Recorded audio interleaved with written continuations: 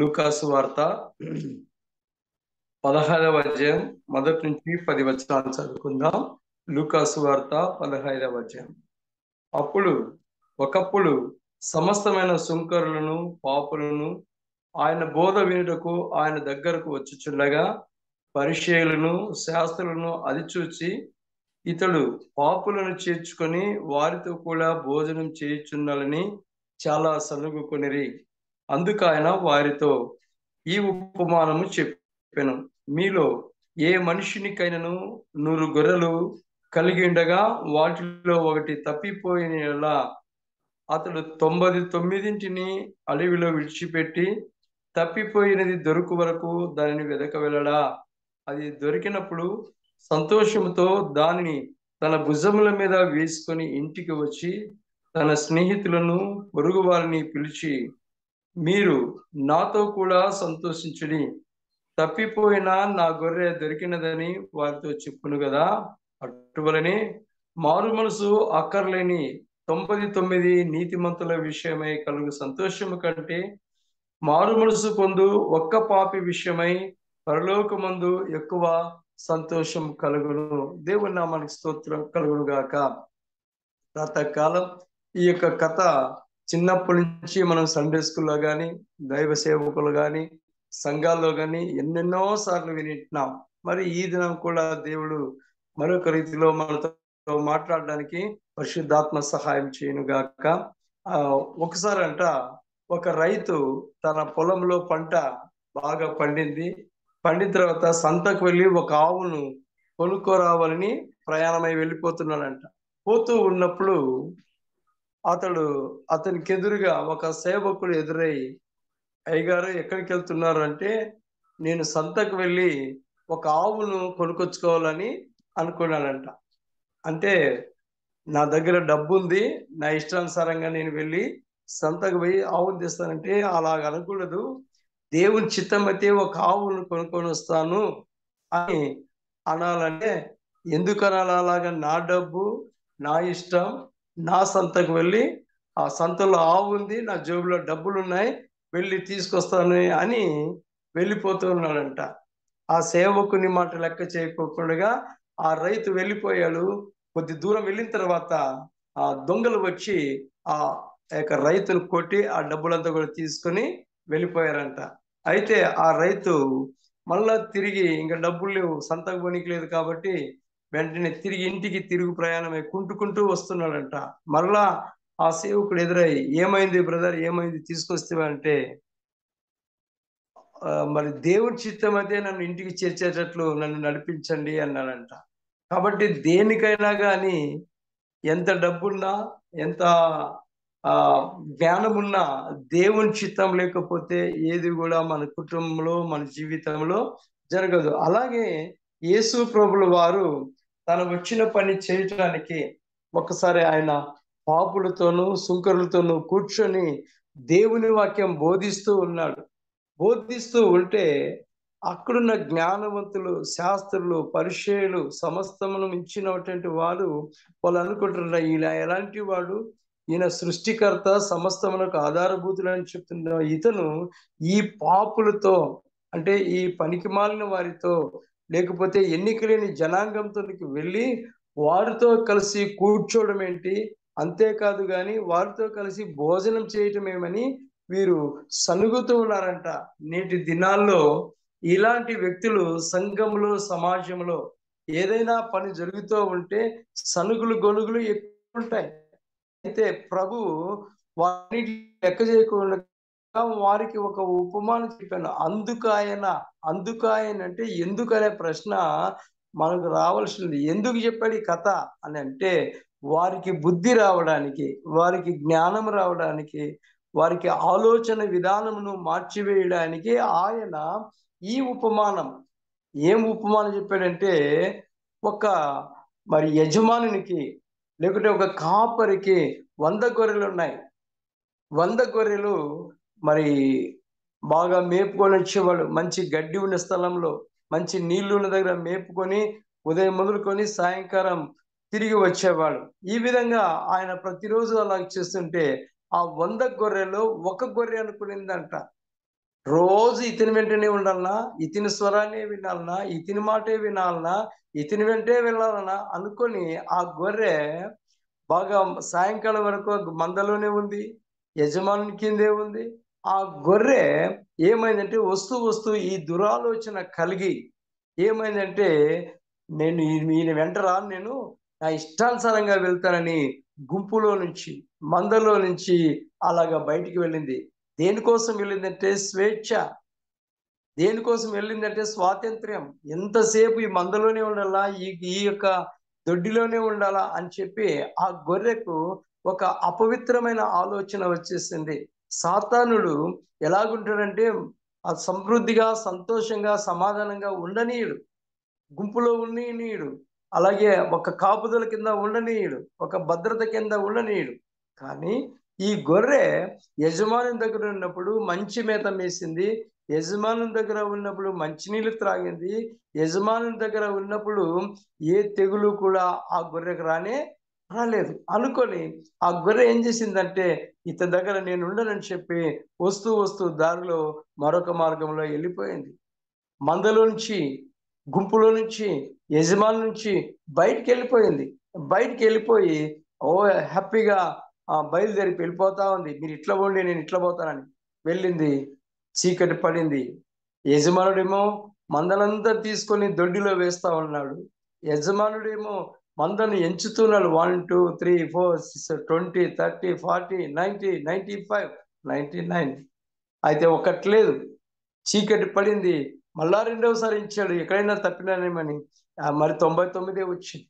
అయితే యజమానుడు ఆ మందంతటిని కూడా దొడ్డిలో వేసి వాటికి భద్రంగా తాళం వేసి తిరిగి ఆ యజమానుడు అలుపు ఎరగలేదు, ఆకలి ఎరగలేదు, దాహం ఎరగలేదు, చీకటి అనలేదు. కానీ తప్పిపోయిన తన గొర్రె కొరకు ఆ సాయంకాలం తిరిగి ఎక్కడెక్కడైతే ఆ గొర్రెలను మేపాడు అదంతా వెతికాడు.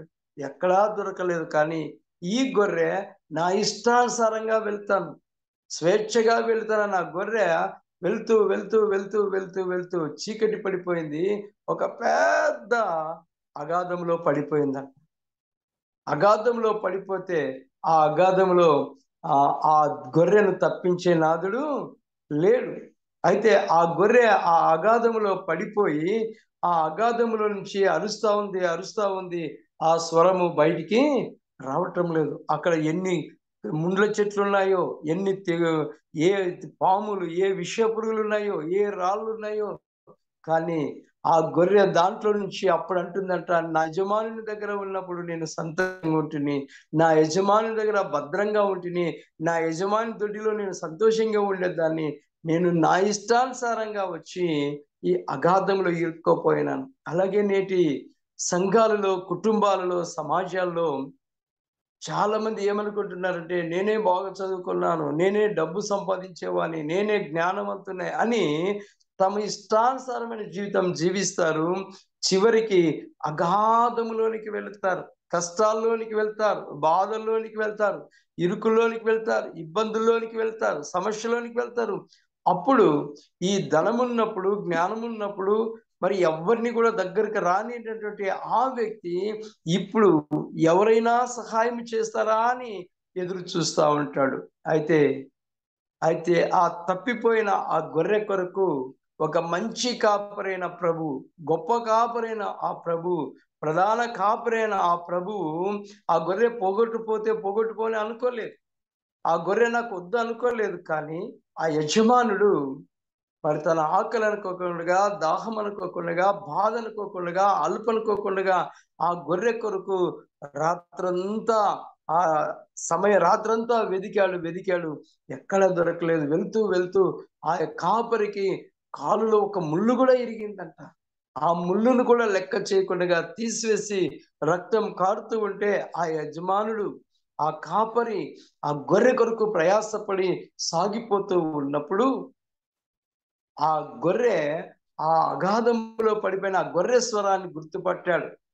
లోకంలో మన స్వరాలను గుర్తుపట్టే వాళ్ళు ఎవరంటే ఆత్మీయులు, ఆత్మీయమైన స్వరాన్ని వింటారు. అలాగే జూమ్ కుటుంబంలో మనం అందరం కూడా ఆత్మీయులం కాబట్టి, విశ్వాసులం కాబట్టి, దేవుని యందు భయభక్తులు కలిగిన వారు కాబట్టి, ఒక మందగా చేర్చబడి ఆ మందలో ఉన్నటువంటి ఆత్మీయతను లేకుంటే ఆత్మీయ ఆహారాన్ని ప్రతిరోజు తీసుకుంటూ భద్రంగా ఉన్నాం. యజమాని కింద ఆశీర్వాదకరంగా ఉన్నాం. ఈ జూమ్ కుటుంబంలో దేవుడు ప్రార్థిస్తుంటే ఎన్నో అద్భుతాలు, ఎన్నో ఆశ్చర్యకారాలు చేశాడు. కారణం ఏంటంటే మంద ఒక మందగా చేర్చబడి ప్రతి విషయానికి ప్రార్థిస్తూ ఉంటే, ప్రతి విషయానికి మొరపెడుతూ ఉంటే, మన ప్రభువు మన ప్రార్థన విని, మన స్వరాన్ని విని మనకు జవాబిస్తున్నాడు. కాబట్టి ఈ ప్రాతకాలం ఆయన ఆ గొర్రె కొరకు స్వరమిస్తూ తన స్వరాన్ని ఆ గొర్రెల కాపరుల స్వరాలు చూడండి కరెక్ట్ గా గుర్తుపడతాయి. అలాగే వేరొక స్వరాన్ని వినవవి. యజమాని స్వరాన్ని గుర్తుపట్టి మళ్ళా తను కూడా స్వరాన్ని ఇస్తుంది. అందుకే ఒక పాట పాడేవాళ్ళు మన వాళ్ళు, ఏ సన్న స్వరమన్నా నీవెప్పుడైనా విన్నావా, ఏ సన్న స్వరమన్నా. ఈ స్వరము గొప్పది. ఈ స్వరము ప్రేమతో పిలిచే స్వరం. ఈ స్వరము కష్టాల్లో బాధల్లో ధైర్యాన్నిచ్చే స్వరం. ఈ స్వరాన్ని విన్నవారు ప్రతి ఒక్కరు ఆశీర్వదించబడతారు. కాబట్టి ఆ గొర్రె ఆ రాత్రికాల సమయంలో అర్ధరాత్రి ఆ యజమానుడు ఆ కాపరి ఆ గొర్రె అగాధంలో పడిపోయిందని చూశాడు. దానికి ఈ గొర్రెకు తన స్వరాన్ని ఇచ్చాడు. ఆ గొర్రె తన స్వరాన్ని వినిపించింది. ఎంత కష్టమైన ఆ అగాధములోనికి ఆ మంచి కాపరి లోపలికి దిగి వెళ్తా ఉన్నాడు. ఏ ముండ్లను లెక్క చేయలేదు, ఏ చెట్లను లెక్క చేయలేదు, ఏ విష పురుగును లెక్క చేయకుండా ఆ మంచి కాపరి ఆ గొర్రె కొరకు అగాధంలోనికి దిగిపోయాడు. ఆ గొర్రెను పట్టుకొని ఆ గొర్రెను పట్టుకొని ఆ రాత్రి ఆ పైనకి ఎక్కుతూ ఉంటే మళ్ళా జారి కిందికి పడ్డాడంట. మళ్ళా జారిపోతే ఆ గొర్రెను మాత్రం వదులుకోకుండా ఆ గొర్రెను తన భుజాల మీద వేసుకొని ఆయన ఏం చేశాడంటే పైకి ఎక్కి వచ్చాడు. ఎంత మంచి కాపరి, ఎంత మంచి కాపరి, ఎంత మంచి గొప్ప కాపరి ఆయన. నీ కొరకు నా కొరకు సర్వలోక పాపముల కొరకు తన ప్రాణాన్ని కూడా లెక్క చేయకుండా అగాధములో పాపములో శాపములో మరి కొట్టు మిట్టాడుతున్న తన ప్రజల కొరకు మరి తన ప్రాణాన్ని కూడా లెక్క చేయకుండా ఈ లోకానికి వచ్చిన గొప్ప కాపరి. కాబట్టి కాపరి ఈ ప్రాతకాల సమయంలో నీవు ఏ విషయంలో తప్పిపోయావేమో, ఏ విషయంలో నీవు అగాధంలోనికి వెళ్ళావేమో, ఏ విషయంలో దిగులుతో ఉన్నావేమో, ఏ రోగము చేత నీవు బాధపడుతున్నావేమో, కానీ ఆ గొప్ప కాపరి నీ కొరకై ఈ లోకానికి వచ్చాడు. నీ కొరకై ఈ లోకానికి వచ్చి నిన్ను రక్షించడానికి, నిన్ను తన రాజ్యంలో చేర్చుకోవడానికి తన ప్రాణమును సైతం లెక్క చేయకోకుండా ఆ గొప్ప కాపరి అగాధంలోనికి అనగా శిలువ మరణం పొందున్నంతగా విధేయత చూపిన వాడై మనలను రక్షించాడు. కాబట్టి ఆ కాపరి మంచి కాపరి ఆ గొర్రెను తీసుకొని ఇంటికి వచ్చి తన భుజం మీద పెట్టుకొని ఆ కాపరి ఇంటికి వచ్చాడు. ఎంత మంచి కాపరి. మరలా తప్పిపోయిన గొర్రెను, లేకపోతే మందలు లేని ఆ గొర్రెను, గుంపులో లేని ఆ గొర్రెను, కాపరి కింద లేని ఆ గొర్రెను మరి భుజాల మీద వేసుకొని, ఎంత ప్రేమ చూడండి ఆయన ప్రేమ.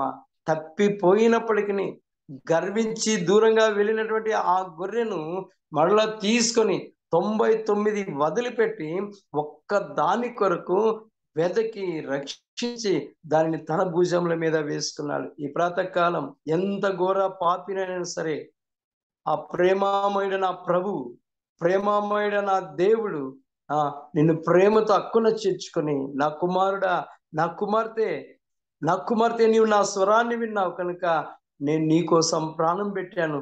నా కుమార్తెవు నువ్వు, నా కుమారుడు నువ్వని తన భుజముల మీద పెట్టుకొని ఆయన ఏం చేశాడంటే తన ఇంటికి వచ్చి ఇల్లు దేవుని మందిరం, ఇల్లు దేవుని ఆరాధించే స్థలం, ఇల్లు దేవుణ్ణి ఘనపరిచే స్థలం. కాబట్టి నన్ను ఘనపరచు వారిని నేను ఘనపరుస్తానన్నాడు. కాబట్టి ఇంటికి వచ్చి ఘనమైన ఇంటికి తీసుకొని వచ్చాను. ఇప్పుడు మందలో కాదు, గుంపులో కాదు, అది తీసుకుని ఎక్కడికంటే ఇంటికి ఇంటికి తీసుకొని వచ్చి ఏం చేశారంటే సన్నిహితులతో, అన్నదమ్ములతో కాదు, బంధువులతో కాదు, ఆయన ప్రేమను పంచుకునేది. తన స్నేహితులు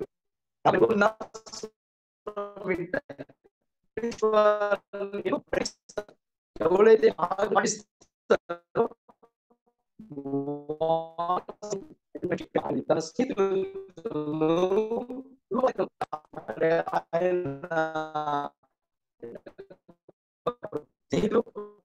ఎవరు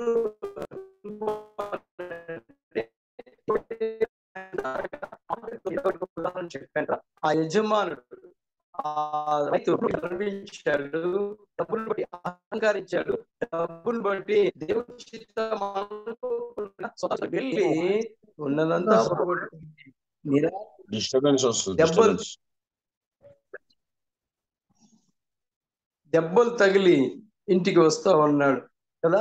దేవుని చిత్తం అయితే నేను ఇంటికి చేరుతానంటున్నాడు. ఇప్పుడు అంతా పోయిన తర్వాత అయితే ఈ కాపరి తన గొర్రెను తీసుకొని భుజముల మీద వేసుకొని ఇంటికి వచ్చి స్నేహితులతోనూ పొరుగు వారితోనూ సంతోషించండి. ఎంత మంచి కాపరి, ఎంత మంచి కాపరి. ఈ ప్రాతకాలం మనం ఎవరైనా సరే గాక ఈ ప్రాతకాలం మనం ఎక్కడెక్కడో ఉన్నాం, ఏ స్థలంలో ఉన్నాం, ఏ పట్టణంలో ఉన్నాం, ఏ విలేజ్ లో ఉన్నాం, ఎక్కడ ఉన్నా మనమందరం కూడా మరి ఆయన ఇంటిలో చేరాం. ఎంత ఆనందమో! ఈ ప్రేమ గొప్పది, ఈ ప్రేమ ఉన్నతమైనది, ఈ ప్రేమ శాశ్వతమైనది. ఇంతవరకే సహోదరి పాట పాడినట్లు ప్రేమ, యేసుని ప్రేమ అది మరువని ప్రేమ, మరువజాలనేటువంటి ప్రేమ. కాబట్టి ఆ ప్రేమమయుడైన ఆ ప్రభువు మరి తన భుజముల మీద పెట్టుకొని ఇంటికి తీసుకుని వచ్చి స్నేహితులతోనూ పొరుగు వారితోనూ, ఎందుకు అన్నదమ్ములను లేదు, తల్లిదండ్రులను లేదు, అక్క చెల్లెళ్ళని లేదు అని అంటే వీరికి సంతోషం ఉండదు. ఆ మందలోకి తీసుకుపోలేదు. ఇది తప్పిపోయి మళ్ళా తిరిగి వస్తే మమ్మల్ని అందరిని వదిలిపెట్టి ఈయన ఎక్కడికో వెళ్ళాడంట ఏమో ఆ గొర్రెలు. అయితే ఈ తప్పిపోయిన గొర్రెను ఇంట్లో పెట్టుకున్నాడు, పొరుగు వారితో సంతోషించాడు. ఎంత మంచి కాపరి. కాబట్టి ఆయన అంటాడు కదండి, మరి చివరిగా మీరు నాతో కూడా సంతోషించుడి, నాతో కూడా సంతోషం. ప్రాతకాలం పౌలన్న గారు ప్రయాస పడుతున్నాను. ఒక్కరోజు ఈ ప్రయాస అంతా కూడా మర్చిపోయి మనందరితో కలిసి ఆయన ఒక మాట చెప్పొచ్చు, నాతో కూడా సంతోషించండి. ప్రయాస మనకి ఎవరికి తెలియదు కానీ, ఆ ప్రయాస మనకి ఎవరికి తెలియదు కానీ ప్రయాస పడిన వారికే దాని గురించి తెలుసు. కానీ ఆ మందిరం ప్రారంభోత్సవం రోజు నాతో కూడా సంతోషించండి. ఆ సంతోషం, ఆ కష్టమంతా మర్చిపోతారు. సంతోషం ఎప్పుడు వస్తుందంటే చాలా డబ్బు ఉన్నప్పుడు కాదు, పెద్ద బంగ్లా ఉన్నప్పుడు కాదు, పిల్లలు ఉద్యోగాల్లో ఉన్నప్పుడు కాదు, లేకపోతే మాకు మంచి ఆరోగ్యం ఉన్నప్పుడు కాదు, కానీ ఆ ప్రభుతో మనం కలిసి ఉన్నప్పుడే, ఇంట్లో ఉన్నప్పుడే ఆ ఆనందం, ఆ సంతోషం. మనం అందరం మరి ఒక్కసారి గద్వాల మందిరానికి పునాది వేనికి పోయినప్పుడు మన జూమ్ కుటుంబం బిడ్డలందరూ కలుసుకున్నప్పుడు ఒకరినొకరు ఎంత ప్రేమతో, నిజంగా ఆ ప్రేమ మరువనిది విడువనిది ఎడబాయినది. కాబట్టి ఈ ప్రేమ చాలా గొప్పది. ఏం ప్రేమ అంటే స్నేహితులతోనూ పొరుగువారితోనూ ఆత్మీయులతోనూ ప్రార్థన పరులతో కలిసి ఉంటే ఎంత సంతోషము. కాబట్టి ఈ ప్రాతకాలం ఆయన నాతో కూడా సంతోషించుడి అని చెప్పి, ఎందుకు సంతోషించాలా అని అందరూ అడిగినప్పుడు నా గొర్రె తప్పిపోయి దొరికినది, నశించిన దానిని వెదకి రక్షించడానికి మనుష్య కుమారుడు ఈ లోకానికి వచ్చాడు. కాబట్టి ఆ తప్పిపోయిన ఆ గొర్రెను రక్షించి ఇంటికి చేర్చి తన పొరుగు వారితో స్నేహితులతో కలిసి ఈ మాట చెప్తున్నాడు, నాతో కూడా సంతోషించుడి. ఎంత మంచి మాట, ఎంత గొప్ప మాట.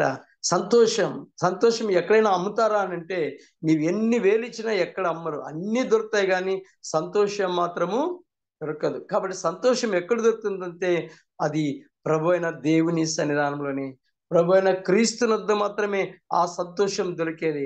ఆ సంతోషం నీకు కావాలా?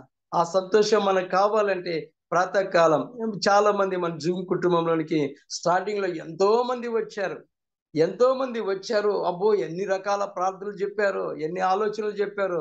చివరికి గొర్రెలన్నీ కూడా ఎక్కడికి పోయినాయంటే తప్పిపోయాయి, చెదిరిపోయాయి. డబ్బు డబ్బు డబ్బు వెనక వెళ్ళారు కానీ ఆత్మీయత మాత్రం వెంట వాళ్ళకి ఏమి లేదంటే, ఇప్పుడు బయటికి వెళితే ఒక దైవజనుడు చెప్పాడు, ఏం బ్రదర్ నాకు బిర్రు పెట్టినారు, నువ్వు ఇక్కడ వస్తావా లేదా అని. ఎందుకు అని అంటే, అక్కడ ఉండొద్దు, ఇక్కడికి రా. ఈ ప్రాతకాలం ప్రభు దగ్గర ఉంటే, ప్రభు యొక్క ఆధీనంలో ఉంటే, ప్రభు యొక్క ఇంటిలో ఉంటే నీకు ఎల్లప్పుడూ సంతోషమే. ఎంత బలహీనతలు ఉన్నా, ఎన్ని కష్టాలు ఉన్నా, ఎంత దుఃఖం ఉన్నా, ఎంత వేదన ఉన్నా ప్రభు దగ్గర ఉంటే, నేను అంటాను నా జీవితంలో ఇక్కడ ప్రార్థనలో పాల్గొన్నప్పటి నుంచి నేను అంటాను, నా హృదయంలో ఎంతో సంతోషం. ఒకరోజు పోగొట్టుకున్నామంటే ఏదో పెద్దగా ధనం పోగొట్టుకున్నంత బాధ ఉంటది. ప్రార్థనలో పాల్గొని అందరితో సంతోషించి ఈ దినాన్ని ప్రారంభిస్తుంటే ఎక్కడికి వెళ్ళినా మన పనులన్నీ కూడా విజయమే. కాబట్టి సంతోషం. బిడ్డలు ప్రార్థన చేస్తారు మనందరి కొరకు, బిడ్డలు దేవుణ్ణి అడుక్కుంటారు బిడ్డలందరి కొరకు. కాబట్టి ఈ సంతోషం ఎక్కడ ఉందంటే ప్రభు ఇంట్లో ఉంది. కాబట్టి అక్కడ అంటున్నాడు, కాబట్టి నా గొర్రె దొరికినది అని వారితో చెప్పగా, నా గొర్రె దొరికినది, పోగొట్టుపోయినది దొరికినది. మందలో నుంచి బయటికి వెళ్ళింది, గుంపులో నుంచి బయటికి వెళ్ళిపోయింది, కాపరి నుంచి బయటికి వెళ్ళిపోయింది. చివరిగా మరలా ఆ గొర్రె తిరిగి వస్తే ఈ 99 గొర్రెలకు ఎట్లుంటుంది చెప్పండి. ఇప్పుడు ఈ 99 గొర్రెలకు మేము ఇన్ని దినాలు ఇక్కడే ఉన్నాం, నీ మాటే విన్నాం, నీ గడ్డే తిన్నాం, నీ నీళ్ళే తాగినాం, ఒక్కసారైనా మీరు మాతో కలిసి సంతోషిస్తా యజమానుడా అని ఉండొచ్చేమో. అయితే ఆ గొర్రెలన్నిటికీ అన్ని సమృద్ధిగా ఉంది, మీకు ఏం పర్వాలేదు, మీకు ఎల్లప్పుడూ నేను మీతో కూడా ఉన్నాను, కాబట్టి మీకు ఏమి చింత లేదని చెప్పిండొచ్చు. తప్పిపోయిన గొర్రెను రక్షించాడు. చివరిగా అంటాడు ఒక మాట, నీతిమంతుల విషయమై అటువలే మారు మనసు అక్కర్లేని 99 మంది నీతిమంతుల విషయమై కలుగు సంతోషం కంటే మారు మనసు పొందు ఒక్క పాపి విషయమై పరలోకమందు ఎక్కువ సంతోషం కలుగును. హల్లెలూయా! ఎంత మంచి మాట. యేసు స్వామి ఒక్క దాని కొరకే ఆయన ఈ లోకానికి వచ్చాడు. నశించిన దానిని వెతికి రక్షించడానికి ఈ లోకానికి వచ్చాడు. ఒక్కరు కూడా నశించిపోవటం ఆయనకి ఇష్టం లేదు. కాబట్టి ఆ శాస్త్రులకు, ఆ పరిచయులకు బుద్ధి కలగడానికి ఈ ఉపమానం. అందుకే ఈ ఉపమానం మనం చదవాల్సిన వారమై ఉన్నాం. ఎందుకు చదవాలా? అందుకు ఆయన అన్నప్పుడు, ఎందుకు అనంటే ఒక్క పాపి రక్షించబడడానికి ఆయన ఇంత ప్రయాస పడవలసిన పని వచ్చినది. కాబట్టి మారు మనసు పొందు ఒక్క పాపి విషయమై మన జీవితంలో మనం ఎక్కడికో వెళ్ళి పెద్ద పెద్ద బోధులు చేయని అవసరం లేదు. ఎక్కడికో వెళ్ళి పాటలు పాడటం కాదు, ఎక్కడికో వెళ్ళి గొప్ప ప్రార్థన చేయటం కాదు, కానీ మన ఇంటి ముందు, మన ఇంటి వెనక, మన ఇంటి ప్రక్కల్లోన, మనం పనిచేస్తున్న స్థలాల్లో ఎంతో మంది అన్యులు ఉంటారు. ఒక్కరోజైనా వారికి సువార్తను అందించి, ఒక్క దినమైన పత్రిక అందించి, వారితో కలిసి మారు మనసు పొందు, రక్షణ పొందు, ప్రభు మార్గములో నడు, నిన్ను రక్షించే దేవుడు అని చెప్పి మనం ఒక్కరికి బోధిస్తే కూడా పరలోకమందు మన ఫలము అధికమవుతుంది. కనుక ఈ ప్రాతకాలం మన జీవితంలో మనం తప్పిపోయిన గొర్రెల్లాగా ఉంటే, ఈ ప్రాతకాలం ప్రభు అంటాడు, ప్రేమతో ప్రయాసపడి భారం మోసుకొచ్చిన వారులారా నా యుద్ధకు రండి, నేను మీకు విశ్రాంతిని ఇస్తాను. ఆ గొర్రెకు ఇప్పుడు ఏం దొరికిందంటే విశ్రాంతి దొరికింది, నెమ్మది దొరికింది, సంతోషం దొరికింది, గుంపులో చేర్చబడింది. ఈ ప్రాతకాలం మన ఆత్మీయ జీవితంలో మనం కూడా అనేక విషయాల్లో తప్పిపోయి ఉంటే ప్రభు పాదాల దగ్గర చేరి, ప్రభా నేను పాపినైనా నన్ను క్షమించి నీ రక్తం చేత కడిగి, ఆ గొర్రెకిచ్చిన సమాధానం, ఆ గొర్రెకిచ్చిన సంతోషం, ఆ గొర్రెకిచ్చిన నెమ్మది, ఆ గొర్రెకిచ్చిన స్వరం నాకు ఇచ్చి నన్ను నీ బిడ్డగా చేసుకోవయా అని మనం ఆ ప్రభుని వేడుకున్నట్లయితే, ఆ ప్రేమమయుడు నా దేవుడు ప్రేమతో నిన్ను చేర్చుకొని నాతో కూడా సంతోషించడనే మాట చెప్పడానికి పరిశుద్ధాత్మ దేవుడు ఈ ప్రాతకాలం మనందరికీ అలాంటి భాగ్యాన్ని దయచేయునుగాక. ఆమేన్.